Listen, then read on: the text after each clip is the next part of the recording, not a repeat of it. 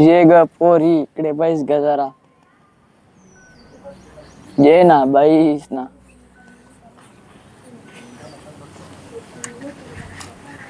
का ग पोरी तू 211 मध्ये राहतेत का? हो आजोबा, का काय झालं? आजोबा मला फोन येतोय, मला आता निघावं लागेल, आपण नंतर बोलू. ठीक आहे. हॅलो.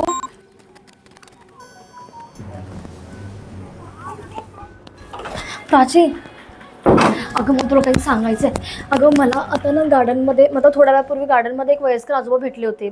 ते मला विचारत होते की तुम्ही 211 मध्ये राहता का. पण मला अचानक फोन आला, मग मला जावं लागलं.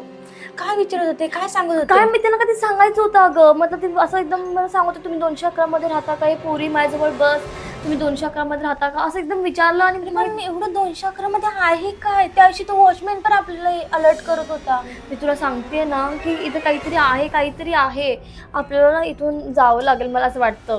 का पण एवढा अजूनपर्यंत आपल्या म्हणजे आपल्या बरोबर काहीच नाही झालंय, सगळेजण असेच बोलतात, काय सांगणार आपण?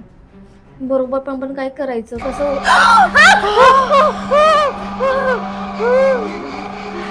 लाईट गेली. लाईट कशी गेली अगं, मला खूप भीती वाटतेय. दरवाजा वाजवते, मला नाही जा तू बघून ये कोण आहे तिकडे. मला भीती वाटतेय.